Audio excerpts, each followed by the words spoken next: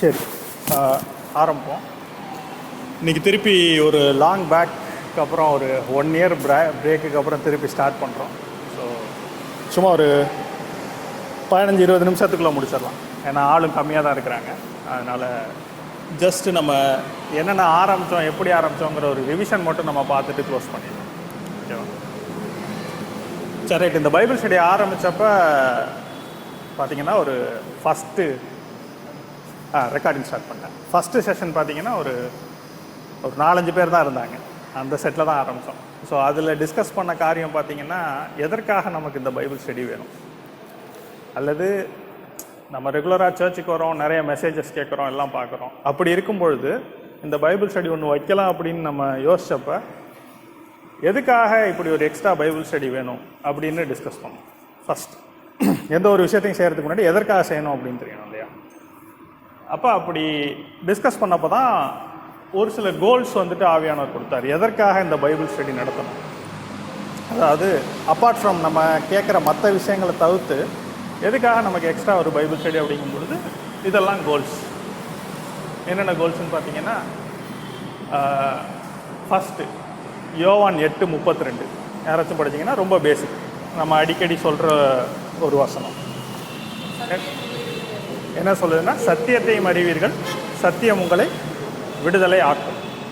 அப்போது சத்தியம் உங்களை விடுதலை ஆக்கும்னா அப்போ சத்தியம் யாருக்கும் தெரியலையா அப்படிங்கிறது அடுத்த கேள்வி. அப்போது அந்த டீட்டெயில்ஸ் எல்லாம் பார்த்தோம். ஸோ என்ன பார்த்தோம்னா, இப்போ வசனமும் சத்தியமும் இப்போ ஒன்றா. நம்ம அநேகருக்கு வசனம் தெரிஞ்சிருக்குது, ஆனால் வசனத்திற்கு பின்பாக இருக்கிற சத்தியம் தெரிஞ்சிருக்குதா அப்படின்னு பார்த்தா இல்லைன்னு தான் சொல்லணும். ஏன்னா அநேகர் அந்த விடுதலையோடு இருக்கிறாங்களா அப்படின்னு பார்த்தா கிடையாது. அப்போ சத்தியம் அவங்களுக்குள்ளே இருந்ததுன்னா அது அவங்கள விடுதலை ஆக்கியிருக்கணும் இந்த வசனத்தின்படி. ஆனால் அந்த விடுதலையில் அவங்க இல்லை. இப்போ இன்னும் நிறைய விஷயங்களுக்கு அடிமைகளாக இருக்கிறாங்க. அப்போ சத்தியம் வந்துட்டு அவங்களுக்கு தெரியலை அப்படிங்கிறது தான் நிதர்சனம். அப்போ முதலாவது கோல் என்னென்னா, சத்தியத்தையும் அறிவீர்கள், சத்தியம் உங்களை விடுதலை ஆக்கும். அப்போ இந்த பைபிள் ஸ்டடி மூலமாக சத்தியத்தை அதிகமாக தெரிந்து கொள்ளுவோம்.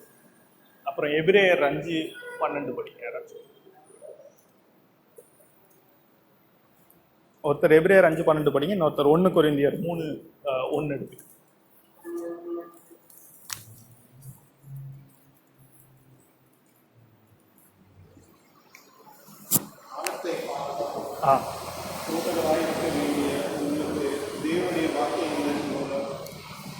வாக்கியங்களில் மூல உபதேசங்களை மறுபடியும் உபதேசிக்க வேண்டியதாக இருக்கிறது. நீங்கள் பலமான பாலை உண்ணத்தக்கவர்களாக. அப்போ என்ன சொல்கிறாருன்னா, காலத்தை பார்த்தால் போதகராக இருக்க வேண்டிய உங்களுக்கு தேவனுடைய வசனங்களுடைய மூல உபதேசத்தை திருப்பி போதிக்க வேண்டி இருக்குது. அப்போ நம்ம எல்லாருமே பிறந்ததுலேருந்து எப்படி இருக்கிறோம்? கிறிஸ்டியன்ஸாக தான் இருக்கிறோம் மோஸ்ட்லி. பார்த்திங்கன்னா பிறந்ததுலேருந்து என்ன பண்ணுறோம்? பைபிள் படிச்சிருக்கிறோம். அப்போது காலத்தை பார்த்தா நம்ம எப்படி இருக்கணுமா, நேரத்துக்கு போதகர்களாக இருக்கணும்.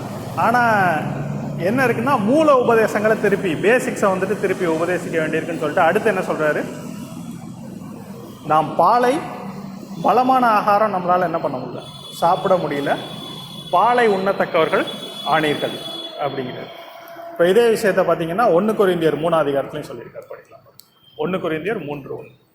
மேலும் சகோதரரே, நான் உங்களை ஆவிக்குரியவர்கள் என்று எண்ணி உங்களுடனே பேசக்கூடாமல் மாம்சத்துக்குரியவர்கள் என்றும் கிறிஸ்துவுக்குள் குழந்தைகள் என்றும் எண்ணி பேச வேண்டியதாயிற்று. நீங்கள் பலனில்லாதவர்கள் ஆனதால் உங்களுக்கு போஜனம் கொடாமல் பாலை குடிக்க கொடுத்தேன். இன்னமும் நீங்கள் மாம்சத்துக்குரியவர்களாக இருக்கிறபடியால் இப்பொழுது உங்களுக்கு பலனில்லை. அப்போ என்ன சொல்கிறாரு? இங்கேயும் அதே தான் சொல்கிறாரு. நீங்கள் கிறிஸ்துவுக்குள்ள குழந்தைகளாக இருக்கிறீங்க. நீங்கள் என்ன, உங்களுக்கு வந்துட்டு திருப்பி நான் என்ன கொடுத்தேன்னா பாலை உண்ண கொடுத்தேன், பலமான ஆகாரம் நீங்கள் சாப்பிட இன்னும் பழக்கலை அப்படின்னு சொல்கிறார். அப்போ இந்த பைபிள் ஸ்டடி மூலமாக அடுத்த கோல் என்னென்னா, குழந்தைகளாக இல்லாமல் முதிர்ந்தவர்களாக மாறும். அப்போ பாலை கொடுக்காம என்ன கொடுக்குறது, பலமான ஆகாரத்தை உண்ணத்தக்கவர்களாகிறது 2வது கோல். அடுத்து 3வது கோல் மத்தேயு 16:3.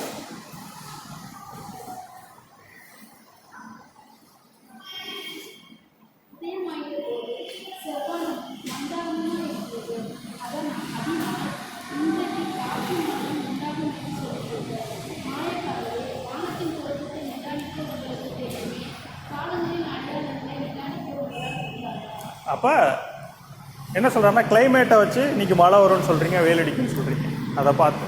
ஆனால் நடக்கிற சம்பவங்களை பார்த்து காலங்களின் தோற்றங்களை நிதானிக்க உங்களால் கூடாதா? அப்போ நம்ம என்ன மாதிரியான ஒரு காலகட்டங்களில் வாழ்ந்துக்கிட்டு இருக்கிறோம் அப்படிங்கிறத நம்ம கண்டுபிடிக்கணும். அப்போ வேதங்களின் மூலமாக எப்படி கண்டுபிடிக்கலாம் அப்படிங்கிறது இது 3வது கோல். அப்போ மொத்தம் 3 கோல். என்ன கோல்னா சத்தியத்தையும் அறிவீர்கள், சத்தியம் உங்களை விடுதலையாக்கும். அப்போ சத்தியத்தை அறிந்து விடுதலை ஆகிறது. 2வது குழந்தைகளாக இல்லாமல் முதிர்ந்தவர்களாக மாறுறது, பலமான ஆகாரத்தை உண்ணத்தக்கவர்களாக மாறுறது. 3வது காலங்களை புரிந்து கொள்ளக்கூடியது. இப்போ இதுதான் நம்மளோட கோல். இதை நோக்கி நம்ம ட்ராவல் பண்ணோம். ஸோ அப்படி ஆரம்பித்து கிட்டத்தட்ட நம்ம ஒரு 29 செஷன்ஸ் கண்டினியூ பண்ணிட்டோம். அதுக்கப்புறம் ஒரு பெரிய இடைவெளி விழுந்துருச்சு, ஒரு 1 இயர் பிரேக் வந்தது. இப்போ திருப்பி கர்த்தருடைய கிருபையினால நம்ம ப்ரொசீட் பண்ணுறோம். அதுக்கு முன்னாடி வரைக்கும் சத்தியத்தை அறிகிற அறிவில் கொஞ்சம் கொஞ்சமாக வளர ஆரம்பித்தோம்.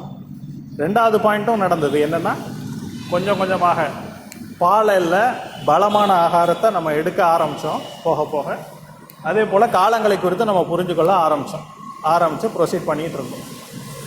நம்ம ஒரிஜினல் கோல் இப்போ இதுதான். இப்படி தான் ஃபஸ்ட்டு ஒரு 2 செஷன் ஆரம்பித்து போயிட்டு இருந்தது. அடுத்தது இந்த கோல்ஸ் அடையிறதுக்கு என்னென்ன பிரின்சிபல்ஸ், என்னென்ன அடிப்படையில் நம்ம கற்றுக்குறோம் அப்படின்னா, அதுக்கு முதலாவது பிரின்சிபல் எதில் இருக்குது அப்படின்னு பார்த்தீங்கன்னா யோவான் 5:39. யோவான் 5:39 என்ன சொல்லுன்னா, வேத வாக்கியங்களை ஆராய்ந்து பாருங்கள், அவைகளால் உங்களுக்கு நித்திய ஜீவன் உண்டு என்று எண்ணுகிறீர்களே, என்னை குறித்து சாட்சி கொடுக்கிறவைகளும் அவைகளே. அப்போ என்ன சொல்கிறாருன்னா, முதலாவது வேத வாக்கியங்களை ஆராய்ந்து பார்க்கணும். இப்போ மேலோட்டமாக இல்லை, வேத வாக்கியங்களை ஆராய்ஞ்சு படிக்கணும். அப்போ இந்த பைபிள் ஸ்டடி அதுக்கு ஹெல்ப் பண்ணும். அப்படி நம்ம ஆராய்ந்து பார்த்தோம்னா என்ன நடக்கும் நமக்கு அப்படின்னா, இன்னொரு வருஷம் படிக்கலாம் பாருங்க. அப்போஸ்தலர் 17:11.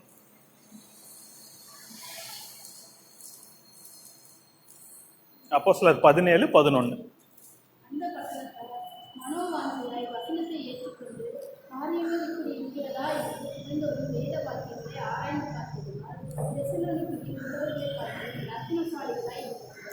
இப்போ என்ன பார்க்குறோன்னா, பெரோயாங்கிற ஒரு பட்டணத்தாரை பற்றி பார்க்குறோம். பெரோயாங்கிற பட்டணத்தார் என்ன பண்ணாங்கன்னா, வேத வாக்கியங்களை ஏற்றுக்கொண்டு காரியம் இப்படி இருக்கிறதான்னு சொல்லி என்ன பண்ணாங்களாம், தினந்தோறும் வேத வாக்கியங்களை ஆராய்ந்து பார்த்தார்கள்.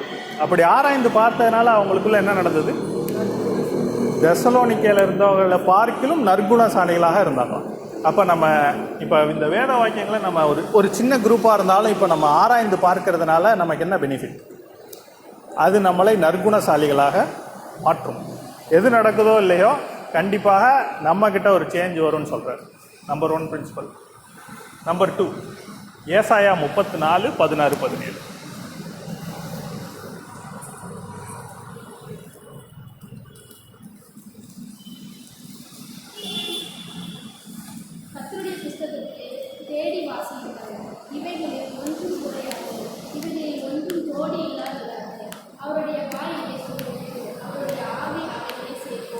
போதும். கர்த்தருடைய புஸ்தகத்திலே தேடி வாசியுங்கள், இவைகளில் ஒன்றும் குறைவில்லாதிராது, ஒன்றும் ஜோடு இல்லாதிராது. அப்படின்னா என்ன அர்த்தம்? பைபிளில் கொடுக்கப்பட்ட வசனங்களுக்கு ஒவ்வொரு வசனத்துக்கும் இன்னொரு பேர் வசனம் எங்கேயாச்சும் இருக்கும். அதான் சொல்றார், ஒன்றும் குறைவில்லாதிராது, ஒன்றும் ஜோடு இல்லாதிராது. அப்புறம் வசனத்தை தொடர்ந்து படிங்க. அவருடைய வாய் இவைகளை சொல்லிட்டு அவருடைய ஆவி இவைகளை ஒன்று சேர்க்கும். அப்ப கர்த்தர் என்ன பண்றாருன்னா, ஒவ்வொரு இடத்துல அந்த காரியங்களை வந்துட்டு கொஞ்சம் கொஞ்சமாக பிரிச்சு கொடுத்துருக்காரு பைபிள்ல. அவருடைய வாய் தான் இதெல்லாம் சொல்லிட்டு, ஆனா அதை எது ஒன்று சேர்க்கும்? அவருடைய ஆவி, பரிசுத்த ஆவி அதை இணைத்து உங்களுக்கு காமிக்கும். அடுத்த வருஷம்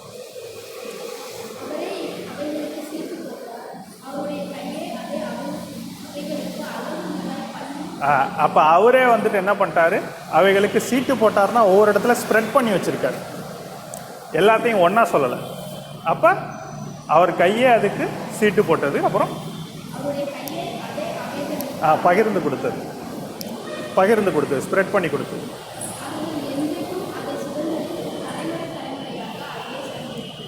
என்றைக்கும் அதை சுதந்திரித்து தலைமுறை தலைமுறையாக அதில் சஞ்சரிக்கும்னா என்ன அர்த்தம்?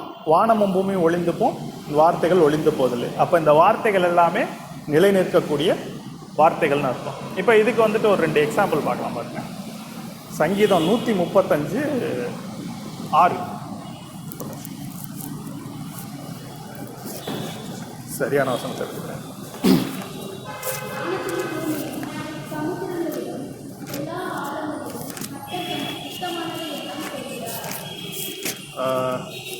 சரியான வசனம் சொல்கிறேன். சங்கீதம் 135 தான், 7.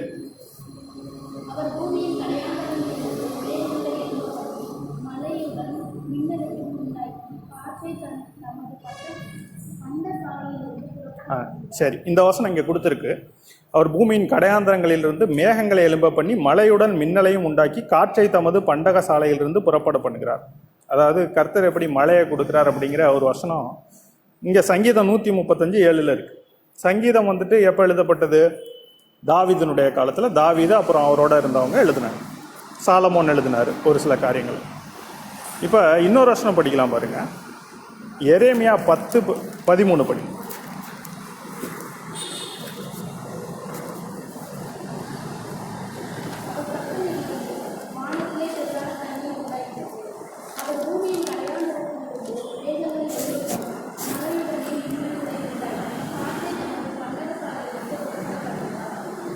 அதே வசனம் தானே. இப்போ அவர் பூமியின் கடையாந்திரங்களிலிருந்து மேகங்களை எழும்ப பண்ணி மழையுடன் மின்னலையும் உண்டாக்கி காற்றை தமது பண்டசாலையிலிருந்து புறப்பட பண்ணுகிறார். ஒரே வசனம்தான். ஆனால் இங்கே எங்கே இருக்குது? சங்கீதம் 135:7 இருக்குது. அங்கே பார்த்தீங்கன்னா எரேமியாவும் அதை சொல்கிறாரு. எரேமியா எப்போ வாழ்ந்தவர்? எரேமியா பார்த்தீங்கன்னா கிட்டத்தட்ட தாவீதுக்கு அப்புறம் ஒரு 400-500 வருஷங்கள் தள்ளி வாழ்ந்தவர். அவர் எப்படி டிட்டோ மாறாமல் இதே வசனத்தை எழுதியிருக்கார் அப்படின்னு பார்த்தா அது எரேமியாவாக எழுதலை, ஆவியானவர் என்ன பண்ணுது. இப்போ நம்ம ஏற்கனவே ஏசாயா அந்த வசனம் படித்தோம்ல, இவைகளுக்கு ஒன்றும் ஜோடு இல்லாதிராது, இவைகளில் ஒன்றும் குறையாது, அவருடைய கை சீட்டு போட்டது பகிர்ந்து கொடுத்ததுங்கிற மாதிரி இந்த மாதிரி பேர் வசனங்கள் பல்வேறு இடங்களில் ஸ்ப்ரெட் ஆகிருக்கும். அதை வந்துட்டு எப்படி புரிஞ்சுக்கும் பொழுது, இணைத்து பார்க்கும் பொழுது தான் அதுக்கு மீனிங் வரும். இப்போ இதை இணைத்து பார்த்து எப்படி மீனிங் அண்டர்ஸ்டாண்ட் பண்ணிக்கிறது அப்படின்னு சும்மா ஒரு எக்ஸாம்பிள் பார்க்கலாம். சின்ன ஒரு எக்ஸாம்பிள். யாத்ராகமம் படிக்கலாம் பாருங்க. யாத்ராகமம் 19:5 வசனம் படிக்கிறேன். யாத்ராகமம் 19:5. இப்பொழுது நீங்கள் என் வாக்கை உள்ளபடி கேட்டு என் உடன்படிக்கையை கைக்கொள்வீர்களானால் சகல ஜனங்களிலும் நீங்களே எனக்கு சொந்த சம்பத்தாக இருப்பீர்கள், பூமியெல்லாம் என்னுடையது. 6வது வசனம். நீங்கள் எனக்கு ஆசாரிய ராஜ்யமும் பரிசுத்த ஜாதியுமாய் இருப்பீர்கள் என்று நீ இஸ்ரவேல் புத்திரரோட சொல்ல வேண்டிய வார்த்தைகள் என்றார். அப்போ இங்கே என்னென்ன சொல்கிறாரு அப்படின்னு பார்த்தீங்கன்னா, எகிப்திலிருந்து அழைச்சிட்டு வந்து இங்கே ஒரு விஷயத்த சொல்கிறாரு இஸ்ரவேல் ஜனங்களுக்கு. என்ன சொல்கிறாருன்னா, என் உடன்படிக்கை, என் வாக்கை கேட்டு என் உடன்படிக்கையை கை கொண்டீங்கன்னா சகல ஜனங்களிலும் நீங்களே எனக்கு சொந்த சம்பத்து. அடுத்து என்ன சொல்கிறார்? ஆசாரிய ராஜ்யமும் பரிசுத்த ஜாதியுமா இருப்பீர்கள்னு இஸ்ரவேல் புத்திரரை பார்த்து சொல்லிட்டார், நீங்கள் கை கொள்வீர்கள்னா. இப்போ இதுக்கு ஒத்த ஒரு வசனம் பைபிளில் வேற இன்னொரு இடத்துல இருக்குது. எங்கே இருக்குது அப்படின்னு யோசிச்சோம்னா புதிய ஏற்பாட்டில் இருக்கு. 1 பேதுரு 2 வரும் பாருங்க. பாப்புலரான ஒரு வசனம் தான். 1 பேதுரு 2:9. அந்த காலத்திலிருந்து நம்முடைய ஆச்சரியமான உயிரிழத்திற்கு வரவழைத்தவருடைய புண்ணியங்களை அறிவிக்கும்படிக்கு தெரிந்து கொள்ளப்பட்ட சந்ததி, அப்புறம் ராஜரிகமான ஆசாரிய கூட்டம்,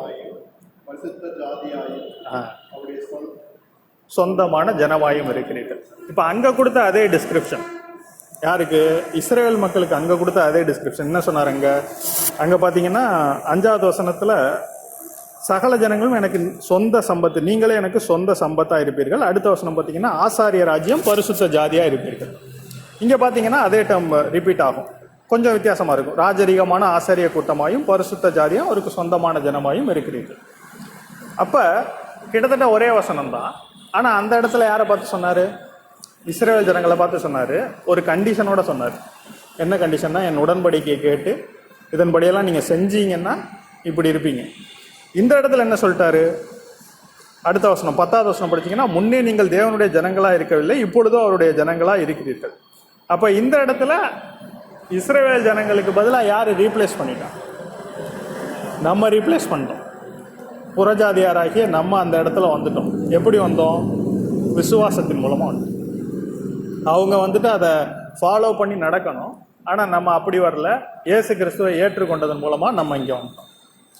அப்போ எதுக்கு இதை சொல்ல வந்தேன்? இவளில் ஒன்றும் குறையாது, ஒன்றும் ஜோடு இல்லாதிராது, அவருடைய ஆவி அவைகளை ஒன்று சேர்க்கும். அப்போ வெவ்வேறு இடத்துல ஸ்ப்ரெட் ஆகிருக்கும். அதை கனெக்ட் பண்ணி படிக்கும் பொழுது தான் புரியும். அதுதான் பிரின்சிபல் ஆக்சுவலாக. அடுத்ததும் பார்த்தீங்கன்னா கிட்டத்தட்ட இதற்கு ஒத்த ஒரு காரியம்தான். படிங்க எசாயா 28:11.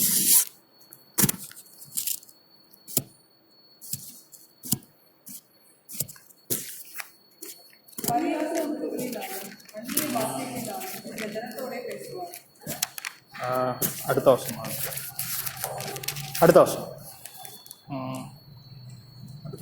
13. ஆதலால் அவர்கள் பின்னிட்டு விழுந்து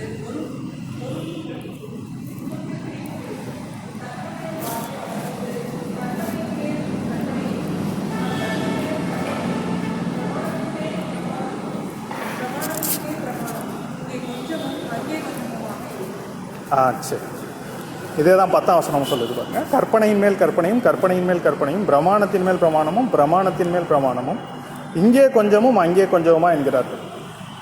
இங்கே கொஞ்சமும் அங்கே கொஞ்சமும்னா வெவ்வேறு இடத்துல இருக்கும். கற்பனைகளும் பிரமாணங்களும் ஸ்ப்ரெட் ஆகிருக்கும் அப்படிங்கிறது தான் இதோட அர்த்தம். ஃபைனலான பிரின்சிபல் பார்த்தீங்கன்னா 1 பேதுரு 4:11.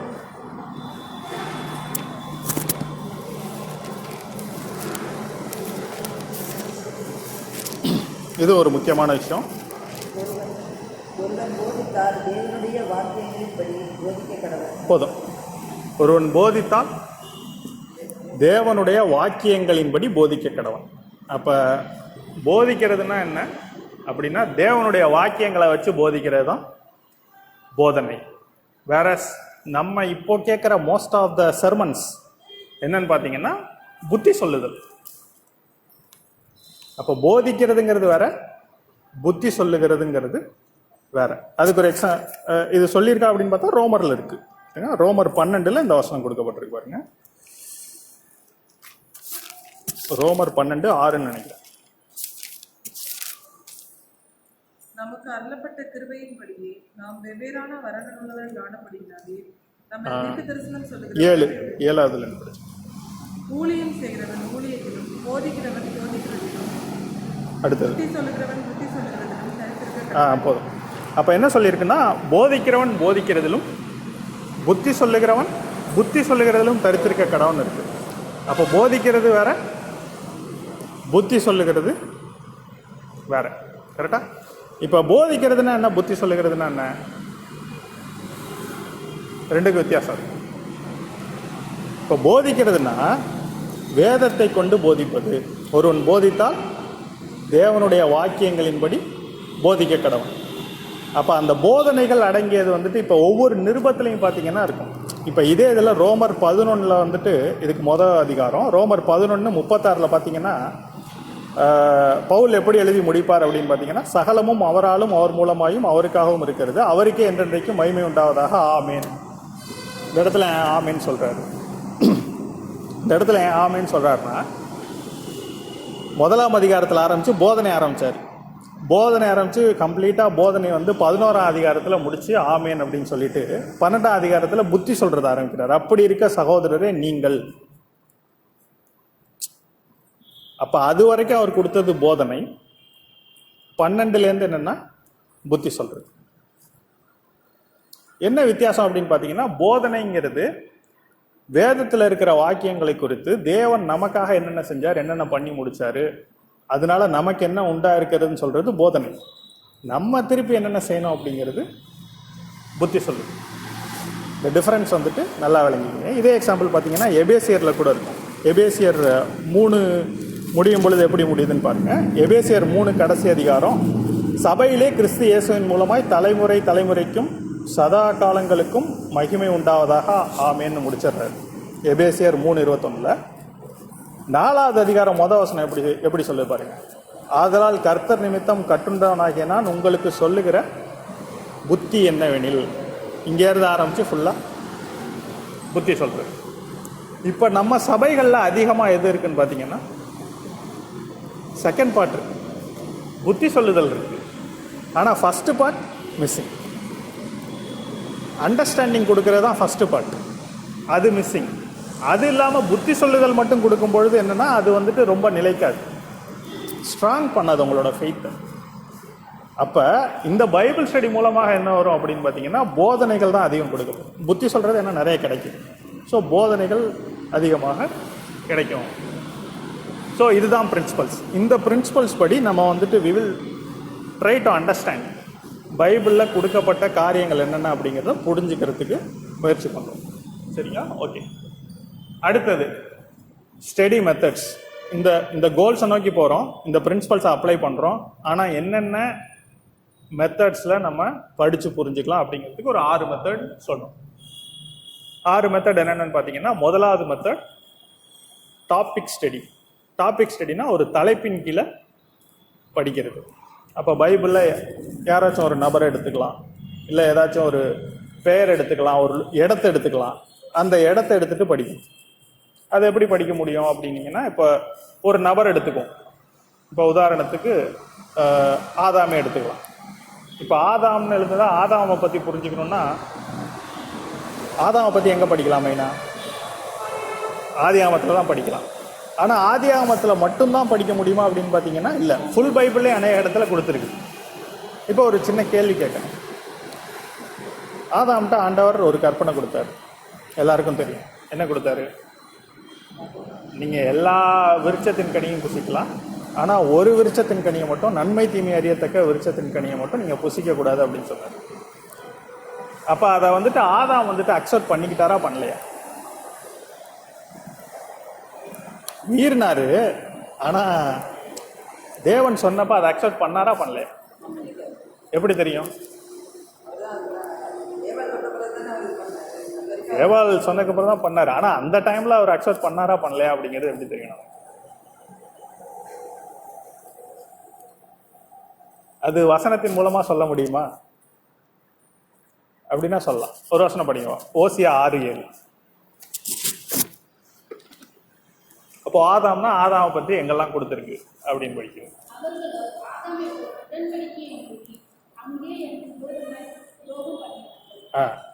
அவர்களோ ஆதாமை போல என்ன பண்ணிட்டாங்க? உடன்படிக்கையை மீறி. யாரை பற்றி சொல்லியிருக்காரு? அவர்களோ அப்படின்னா யாரை பற்றி சொல்லியிருக்காரு? இஸ்ரவேல் ஜனங்களை பற்றி சொல்லியிருக்காரு. நம்ம முதல்ல படித்த ஒரு எக்ஸாம்பிள் யாத்ராகமம் 19 படித்தோம்ல. அந்த யாத்ராகமம் 19லேயே பார்த்தீங்கன்னா என்ன சொல்லுவாங்க அப்படின்னு பார்த்தா, அந்த யாத்ராகமம் 19:5 சொல்லுவாங்க, இஸ்ரவேல் ஜனங்களை பார்த்து நீங்கள் தான் என்னுடைய சொந்த ஜாதி, சொந்த சம்பத்து அப்படின்னு சொல்லிட்டு.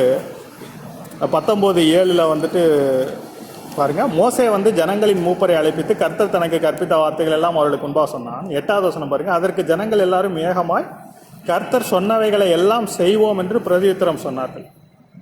ஜனங்கள் சொன்ன வார்த்தைகளை மோசே கர்த்தரிடத்தில் தெரிவித்தான். இப்போ என்னென்னா, மோசே வந்துட்டு ஒரு மீடியேட்டர் மாதிரி. கர்த்தர் மோசேட்ட சொல்கிறாரு, மோசே ஜனங்கள்கிட்ட சொல்கிறாரு. இப்போ ஜனங்கள் என்ன சொல்கிறாங்க? மோசேட்ட கர்த்தர் சொன்னதெல்லாம் செஞ்சுருவோம். அப்போ மோசே திருப்பி போய் கர்த்தரை சொல்கிறாரு. இப்போ மோசே இந்த இடத்துல ஒரு மீடியேட்டர். டைரெக்டாக கர்த்தரும் ஜனங்களும் பேசலை, மோசே மூலமாக பேசிக்கிறாங்க. அப்போ ஜனங்கள் என்ன சொல்லிட்டாங்க? அதெல்லாம் பண்ணிடுவோம், கர்த்தர் சொன்னதெல்லாம் ஃபாலோ பண்ணிடுவோம், ஓகே அப்படின்ட்டாங்க. அப்போ என்னென்னா, அந்த இடத்துல ஒரு உடன்படிக்கை ஏற்பட்டுருச்சு. கர்த்தர் இதெல்லாம் நீங்கள் ஃபாலோ பண்ணுங்க அப்படின்னு சொன்னார். அதை அவங்க பண்ண மாட்டோம்னு சொல்லியிருந்தாங்கன்னா வேற கேஸ், ஒத்துக்கலான்னு அர்த்தம். ஆனால் அவங்க என்ன சொல்லிட்டாங்க? எல்லாம் செய்வோம். அப்போ உடன்படிக்கை. அப்போ ஓசியால் என்ன சொல்கிறாரு? அவர்களோ ஆதாமை போல உடன்படிக்கையை மீறி அப்படின்னு என்ன அர்த்தம்? அப்போ ஆதாம் என்ன பண்ணியிருக்காரு? உடன்படிக்கை பண்ணியிருக்காரு, செஞ்சு சரின்னு ஒத்துட்டு இருந்திருக்காரு. அப்போ எதுக்கு சொல்ல வரேன்னா, இப்போ ஆதாம்ங்கிற ஒரு தலைப்படுத்தோம்னா ஆதாமை குறித்து அண்டர்ஸ்டாண்ட் பண்ணிக்கிறதுக்கு பைபிளில் எங்கெல்லாம் ஆதாம் பற்றி இருக்கோ அதை வச்சு படிக்கிறது தான் டாபிக் பேஸ்டு ஸ்டடி. அடுத்தது inner meaning study. Inner meaning ஸ்டடியில் ஒரு எக்ஸாம்பிள் பார்த்தோம். என்ன எக்ஸாம்பிள் அப்படின்னா, சங்கீதம் 1ஆம் அதிகாரத்தில் ஒரு வசனம் வரும். என்ன வசனம்?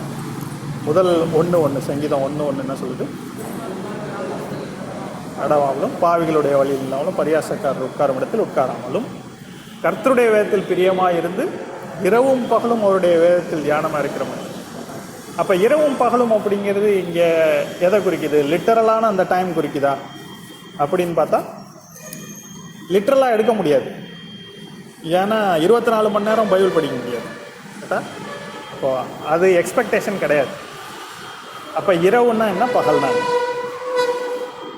அதுக்கு ஒரு எக்ஸாம்பிள் சொல்லியிருப்பேன். யோபுல ஒரு வசனம் என்ன இருக்குன்னா, நன்மையை பார்த்து கொண்டிருந்த எனக்கு தீமை வந்தது, வெளிச்சத்திற்கு காத்திருந்தேன் இதோ இருள் அப்படின்பார். அப்படின்னா எதை மீன் பண்ணுறாரு அப்படின்னு பார்த்தா, இரவும் பகலும் அப்படிங்கிறது நல்ல டைம்லையும் சரி மோசமான டைம்லையும் சரி கர்த்தருடைய வேதத்தில் பிரியமாக இருந்தால் அதில் தியானமாக இருக்கிற மனுஷன் பாக்கியவான். அதே மாதிரி அடுத்த வசனம் என்ன சொன்னால், அவன் நீர்க்கால்களின் ஓரமாய் நடப்பட்டு தன் காலத்தில் கனியை தந்து இலையுதிராது இருக்கிற மரத்தை போல் இருப்பான். அப்போ எதுக்கு இந்த இடத்துல மரம்ங்கிறது இது பண்ணணும்? ஒரு மனிதனை எதற்காக மரத்திற்கு ஒப்பிடணும் அப்படின்னு பார்த்தா, மரம்ங்கிறது என்ன பண்ணும்? மரத்தோட இலைகள் வந்துட்டு கார்பன் டை ஆக்சைடு அப்சர்வ் பண்ணிட்டு ஆக்சிஜன் வெளில கொடுக்கும். அதே மாதிரி கனிகள் கொடுக்கும். அப்போ தீமையான விஷயங்களை உள்வாங்கிட்டு நன்மையான விஷயங்களை வெளியில் கொடுக்குற ஒரு மரத்திற்கு ஒப்பாக இருப்பான் அப்படிங்கிறது. இது ஆக்சுவலாக வெளிப்புறமாக தெரியாது, கொஞ்சம் உள்ளே போய் டீப்பர் மீனிங் உள்ளே நம்ம பார்த்தோம்னா அண்டர்ஸ்டாண்ட் பண்ணிக்கலாம். இந்த மாதிரி படிக்கிறது இன்னர் மீனிங். மூணாவது பார்த்திங்கன்னா ப்ராஃபஸி ஸ்டடிக்கு வந்துட்டு என்ன சொல்லியிருந்தோம் அப்படின்னு பார்த்தீங்கன்னா, அகைன் கிட்டத்தட்ட இந்த மாதிரியான ஒரு காரியம் தான். ஒரு எக்ஸாம்பிள் பார்த்துருப்போம். கொஞ்சம் ஃபாஸ்ட்டாக போகிறேன் ஒன்று முடிக்கிறதுக்கு. ஒவ்வொரு இதுக்கும் வசன ரெஃபரன்ஸ் கொடுக்கல, ஏன்னா டைம் எடுக்கும் அப்படிங்கிறதுனால. ஏசாயா 21:1 ஜஸ்ட் அந்த போர்ஷன் மட்டும் படிக்கிறேன் பாருங்க. கடல் வனாந்திரத்தின் பாரம், சுழல் காற்று தென் திசையிலிருந்து எழுப்பி கடந்து வருகிறது போல பயங்கரமான தேசமாகிய வனாந்திரத்திலிருந்து அது வருகிறது. இப்போ என்ன சொல்கிறாரு? கடல் வனாந்திரத்தின் பாரம் அப்படின்னா நமக்கு ஒன்றுமே புரிய மாட்டேங்குது. என்ன கடல், வனாந்திரம், பாரம் அப்படின்னு சொல்லப்படுது அப்படி. அப்போ இதில் ஒவ்வொன்றுக்கும் ஒரு மீனிங் இருக்குது. இப்போ கடல் அப்படின்னா என்ன அர்த்தம் அப்படின்னு பார்த்தீங்கன்னா, ஏசாயாவில் பார்த்தீங்கன்னா இன்னொரு இடத்துல ஒரு வசனம் வரும் பாருங்க. ஏசாயா ஒரு நிமிஷம் அதை எடுத்துக்கிறேன்.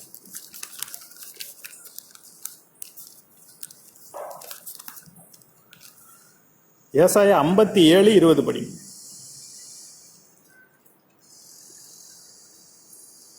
ஏசாயா 57:20.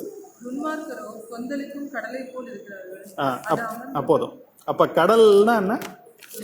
துன்மார்க்கரோ கொந்தளிக்கும் கடலை போல இருக்கிறார்கள். அப்போ இந்த இடத்துல ஒரு வசனத்தை எடுத்து எதில் மேட்ச் பண்ணுறோன்னா இன்னொரு இடத்துல மேட்ச் பண்ணுறோம். A = B, B = Cனா A = Cங்கிற மாதிரி, அவ்வளோதான். அப்போ துன்மார்க்கர். வனாந்திரம் அப்படிங்கிறது என்ன? வனாந்திரம் அப்படிங்கிறது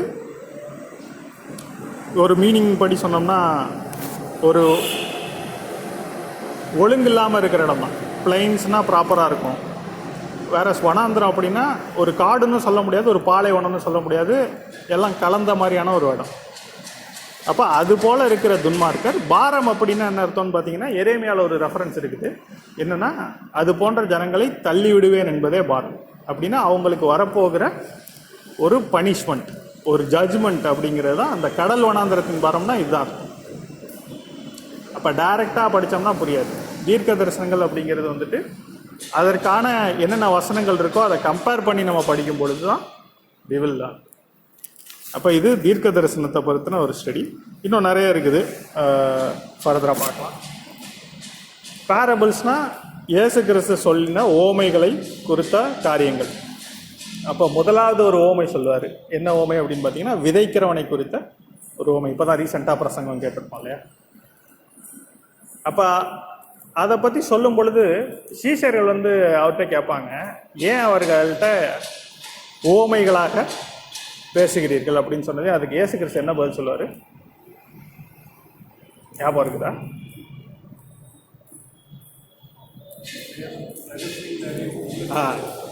தேவனுடைய ராஜ்யங்களை குறித்த ரகசியங்களை அறியும்படிக்கு அவர்களுக்கு அருளப்படவில்லை, ஆனால் உங்களுக்கு அருளப்பட்டிருக்கிறது. அப்போ ஓமைகளில் என்ன இருக்குது?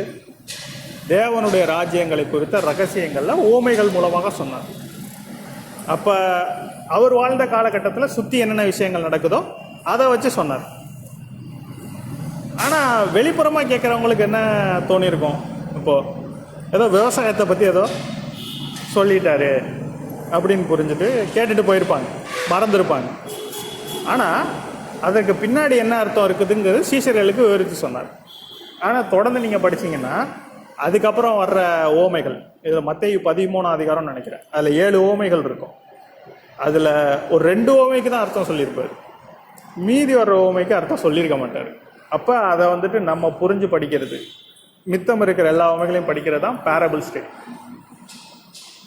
ஓகே, அடுத்தது 5வது டைப் பார்த்தீங்கன்னா டைப் ஸ்டடி. டைப் ஸ்டடின்னு என்னன்னா, இதுதான் ரொம்ப முக்கியமான ஒரு ஸ்டடி, நிழல் பொருள். அப்போ பழைய ஏற்பாட்டில் நடந்த ஒவ்வொரு சம்பவங்களும் புதிய ஏற்பாட்டில் வரப்போகிற காரியங்களுக்கு என்ன இருக்குது, நிழலாக இருக்கிறது. ஒரு வருஷம் படிக்கலாமா? எபிரேயர் 10:1 படி.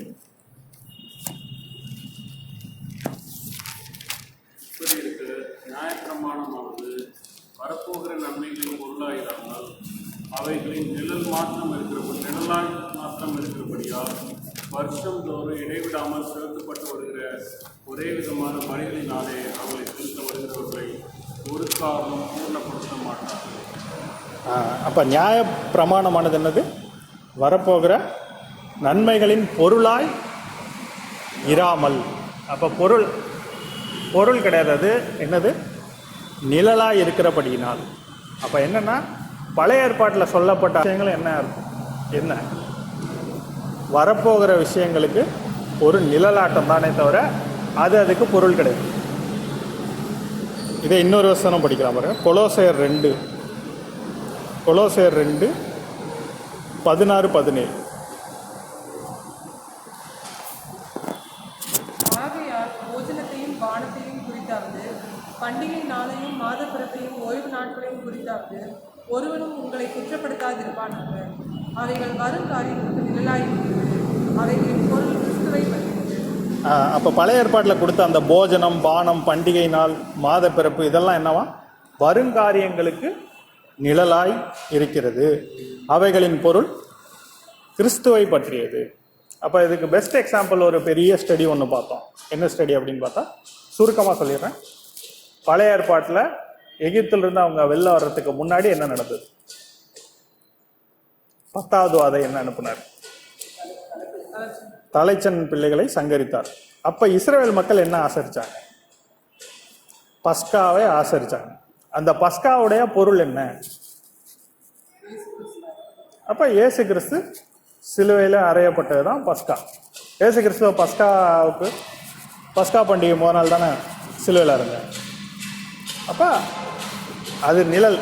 பழைய ஏற்பாட்டில் அவங்க செஞ்சது எல்லாமே நிழல். அதோட பொருள் எதை பற்றியதான்? கிறிஸ்துவை பற்றியது. இதை வச்சு டீட்டெயிலாக படித்தோம். இப்போ டைம் இல்லாதனால உள்ள டீட்டெயிலுக்கு போகல. அந்த ஆடியோ ரெக்கார்டிங் இருக்குது, கேட்டுக்கணும். முடிஞ்சால் பின்னாடி இன்னும் திருப்பி நான் டச்சப் பண்ணும் பொழுது எக்ஸ்பிளைன் பண்ணுறேன். அதில் அநேக விஷயங்கள் அடங்கியிருக்கு. ஆனால் ஜஸ்ட்டு வந்துட்டு ஒரு ரெஃபரன்ஸ் மட்டும் தான் சொல்கிறேன். இது போல் எவ்வளவோ காரியங்கள் பழைய ஏற்பாட்டில் நடந்தது எல்லாமே வரப்போகிற காரியத்துக்கு பொருள் தான். இன்னும் சொல்லப்போனால் ஆபிரகாமோட வாழ்க்கையில் நடந்த அநேக விஷயங்களை வந்துட்டு தேவன் எப்படி வச்சுருக்காரா? நிழலாக வச்சுருக்காரு. கலாத்தியர் 4 அதை எக்ஸ்பிளைன் பண்ணுற பாருங்க. அடிக்கடி படிச்சிருக்கோம். கலாத்தியர் 4:22.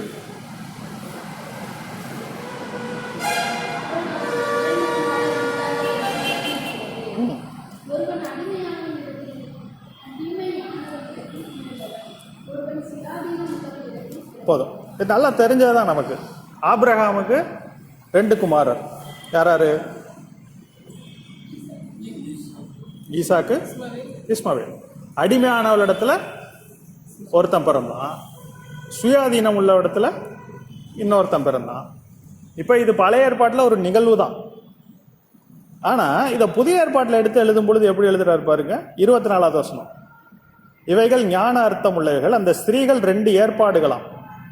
ஒன்று சீனாய் மலையில் உண்டான ஏற்பாடு, அது அடிமைத்தனத்திற்குள்ளாக பிள்ளை பெறுகிறது, அது ஆகார் என்பவள் தானே. அப்ப அது ஒரு இன்சிடென்ட் பழைய ஏற்பாட்டில். ஆனால் புதிய ஏற்பாட்டில் வரும்பொழுது அதுக்கு அப்படியே வேற மீனிங். அப்போ பார்த்தீங்கன்னா இப்போ இந்த 2 பிள்ளைகளுக்குமே வித்தியாசம் இருக்கு. இஸ்மவேல்னா அது பழைய ஏற்பாடில் நியாயப்பிரமாணத்திற்குள்ளான அடிமைத்தனத்தை குறிக்குது. ஈசாக் அப்படின்னா புதிய ஏற்பாட்டில் சுயாதீனம் உள்ளவரிடத்தில் பிறந்தவர் அப்படின்னு. அப்போ நம்ம பழைய ஏற்பாட்டை மட்டும் படிக்கும் பொழுது நமக்கு இதெல்லாம் புரியாது. ஜஸ்ட் ஒரு இன்சிடென்ட்ஸ் மாதிரி தான் தோணும். ஆனால் தேவன் அதை எப்படி வடிவமைச்சிருக்கார், ஸ்ட்ரக்சர் பண்ணியிருக்காருன்னா பின்னாடி வரப்போகிற காரியங்களுக்கு முன்னாடியெல்லாம் வச்சுருக்காரு. ஸோ இதை புரிஞ்சு படிக்கிறது தான் நிழல் பொருள். ஓகேவா? கடைசியாக காலங்களையும் சமயங்களையும் குறித்து படிக்கிறது 6வது. அப்போ இது சம்மந்தமாக தான் நம்ம நிறைய படிச்சுட்டு இருந்தோம். கடைசியில் அந்த டைமில் தான் ஸ்டாப் ஆகிடுச்சு. ஸோ காலங்களையும் சமயங்களையும் குறித்து படிக்கிறதுனா என்னென்ன மாதிரியான காலங்கள் பிரித்திருக்கிறார் ஆண்டவர் அப்படின்னு பார்த்தீங்கன்னா பைபிளில் 3 சொல்லியிருக்கேன். என்னென்ன 3 காலகட்டங்களாக பிரிச்சிருக்கிறார். அந்த 3 காலகட்டங்கள் பைபிளில் கொடுத்துருக்கு. ஞாபகம் இருக்குதா யாருக்காச்சும்? 3 உலகங்கள்னு கூட சொல்லுவாங்க. அதை 3 காலங்கள் பேதுருல இருக்கு. பார்ப்போம். 2 பேதுரு 3ஆம் அதிகாரம் 5வது வசனம்.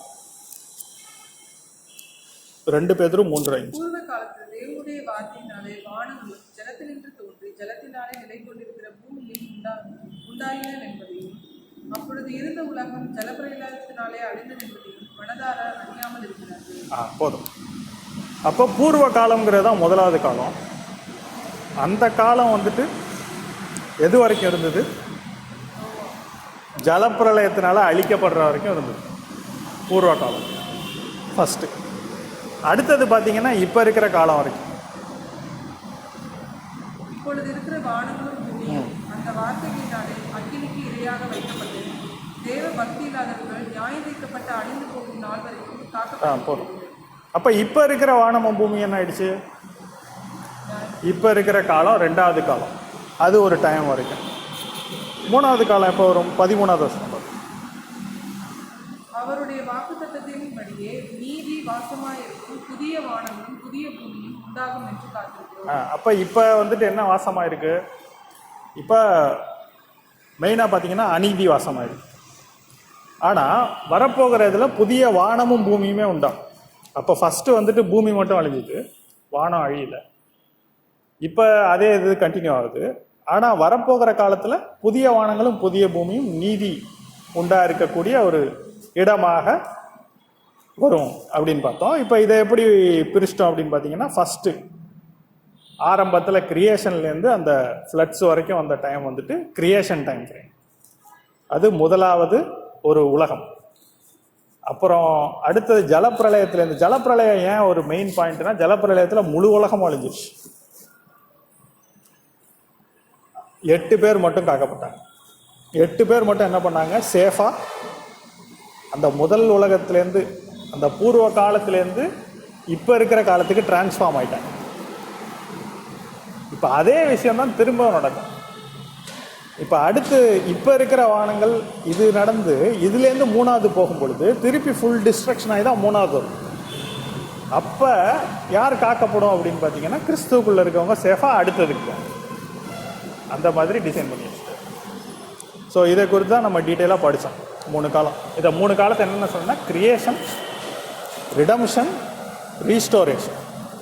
கிரியேஷனுங்கிறது கிரியேஷன் அக்கௌண்ட்டு, ரிடம்ஷனுங்கிறது அந்த ஜலப்பிரளயம் முடிஞ்சதையும் மீட்பின் திட்டம் தான். அந்த மீட்பின் திட்டத்தோட காலம் தான் இது வரைக்கும் போயிட்டுருக்குது. இது முடிகிற டைமில் என்ன ஆகும்னா ரீஸ்டோரேஷன். ரீஸ்டோரேஷன் எப்போனா மில்லனியம், 1000 இயர் ரெயின், அப்புறம் புதிய வானம் புதிய. இதுக்கு எவ்வளோ வருஷம் அப்படிங்கிறது கூட நம்ம பார்த்தோம். எல்லாமே ஃபஸ்ட்டு பார்த்தோம். நான் திருப்பி அடுத்தடுத்து வரதில் இன்னும் கொஞ்சம் டீட்டெயிலாக கவர் பண்ணுறேன். இப்போ இதை வச்சு பேசிக்காக அடுத்து ஒரு 29 செஷன்ஸ் பார்த்துருந்தோம். ஸோ 29 செஷனை திருப்பி ஃபுல்லாக கவர் பண்ண முடியாது. ஸோ ஒரு ஜென்ரலாக என்னென்ன பார்த்தோம் அப்படிங்கிறத ஒரு பேசிக்காக அடுத்து ஒரு 2 செஷனில் வந்துட்டு நான் டச் பண்ணிவிட்டு நம்ம அதுக்கப்புறம் புது காரியங்களை பார்ப்போம். சரியா? இப்போ க்ளோஸ் பண்ணிக்கலாம்.